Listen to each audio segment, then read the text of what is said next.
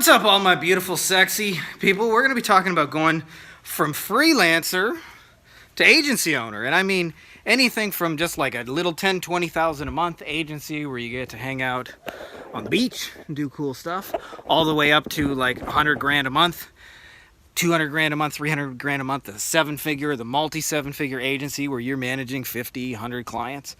Let's talk about how to make that jump. So let's get into it.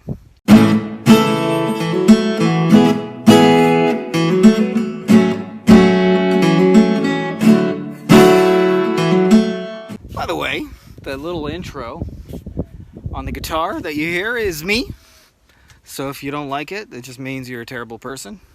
I'm just kidding. Music's up to the individual, personal taste.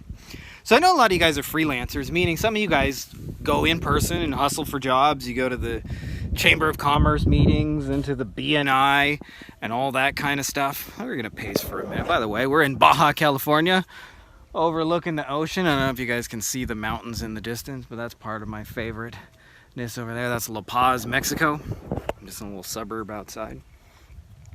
I know a lot of you guys hustle the same way digitally. You go on Upwork and you bid on jobs, and sometimes you play around Craigslist and you cold message people and you go into groups and you hustle and you hustle and you hustle. So that hustling, by the way, is a little bit of a hamster wheel, a little bit of a treadmill, and it sucks when you're on it because you make money, but you never really permanently get ahead. And I'll tell you, the biggest thing that keeps people from permanently getting ahead is not what they think it is. What most people think it is, let's have a little dramatic pause, drum roll, no drum roll, haven't made that sound effect yet, is they think if I just get more sales, if I get more sales, automatically I can build a team, I can build an agency. And yeah, that's kind of true. Obviously more sales are part of it, but there's a bigger recipe that you really got to understand. And I'll tell you the biggest recipe that keeps people stuck in little tiny freelancer modes where they're always hustling is not having a clearly defined niche, and I would say a sub niche on top of it.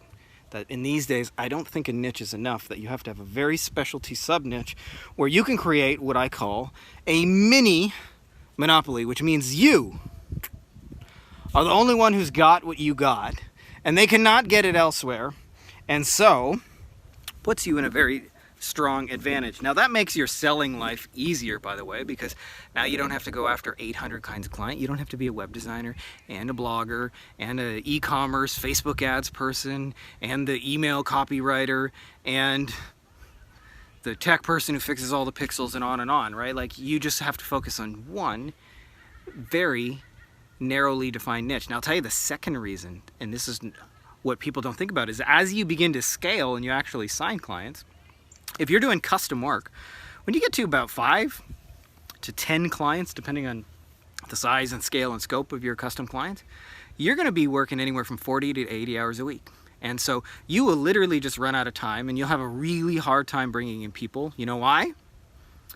Because this person does job A, and this person would, or you have job A and job B and job C and job D, and so it's really hard to find somebody to just know all this custom work that's in your head, and it will almost always take you longer to explain it than just to do it yourself. And finding people on a budget where you can still make a profit margin is pretty hard to do. Now I want to tell you about a different kind of agency. In our agency, we have, like, for example, we sell motorcycle cases to lawyers. It's a very high-end kind of specialty. And within that niche, as far as I know, we're the only ones who do it. I haven't seen anybody else offering it. And one of the things that we do when we do it is, like, what we run for one client is exactly the same as what we run for the second client and the third client and the fourth client and the fifth client. Like, there's little bits of personalization, of course. We'll change the person's name and their phone number and their picture and their colors. But for the most part, it's like 90-95% the same. And I'll tell you, that makes your life scaling exponentially easier when you don't have to reinvent the wheel from every client. So yes, you want to make more sales. Obviously, that is part of getting out of the trap. And I'll tell you, the best thing that'll help you make more sales is not to get better at sales, is to actually get better at making offers that are easy to say yes to that sell themselves. That's another little pro bonus tip. But if you want to get out of that agency stage, it's actually more about focus and picking a small little sub niche. And the best advice I can give you is pick a broad niche, and within that niche, find a little sub niche that has extra high value kind of leads or clients. And then thirdly, figure out a way, create a system where you're the only one who has that system get that result. So in my case, injury lawyers is a niche. Motorcycle leads is a very high value lead within there, and then we figured out a system. I'll give you another example. When we used to do plastic surgery SEO, one of the things we created was the mini site. So like a very expensive procedure in that case is mommy makeovers. They make a lot of money off of mommy makeovers. So instead of just saying we do SEO, we would create a little custom mini site that would be all geared towards mommy makeover for that surgeon. And then we would make the whole mommy makeover page, and then we would rank it for mommy makeover keywords, so they would get mommy makeover kind of phone calls, so that high value work would call them. And of course, lots of people could do that, but we're the only ones offering it, which gave us a little mini monopoly and made life so much easier. And it also makes it easier to bring on people to help you and those kind of things. So almost always, if you're stuck getting out of the freelancer stage, what ends up happening is, as you're a freelancer, you make some sales, but then all of a sudden your sales will go down the next month or two because your delivery responsibilities go up. And so you're almost always balancing those two scales. And so your income, even when you get really good at sales, goes up and down and up and down. You never really get off that roller coaster. So the two keys that I want to reiterate that will really just make your life so much easier. Thing number one is get a unique little mini monopoly offer that only you have, that only you can sell. And you'll find that that just makes your selling life so much easier. And then two, like I said, narrow down that niche, think sub niche with a very high value inside of it. And then what you'll find is that you can have something unique that they can't get everywhere, and it's systematized and organized so you can deliver it over and over. And this whole process, by the way, part of what will come with it is you'll have to start saying no to clients who are outside of that. So like, let's just say I'm working with dentists and I figure out a way to get them implants, which are very high value work. If a plumber calls me up and says, can you do SEO for me? In the past, you may have said, yes, I most definitely can. That would be, let me send you a proposal, I'll go do it.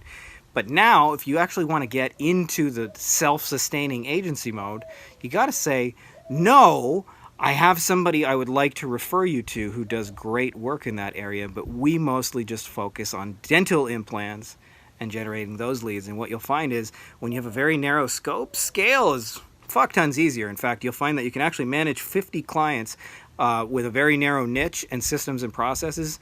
You can manage 50 clients easier than you can manage 5 custom clients, which is kind of scary when you think about most of you guys are doing custom work. You're working 10 times as hard as the person who has the agency that's built more for like reuse and recycle. So hope that's helpful to you guys.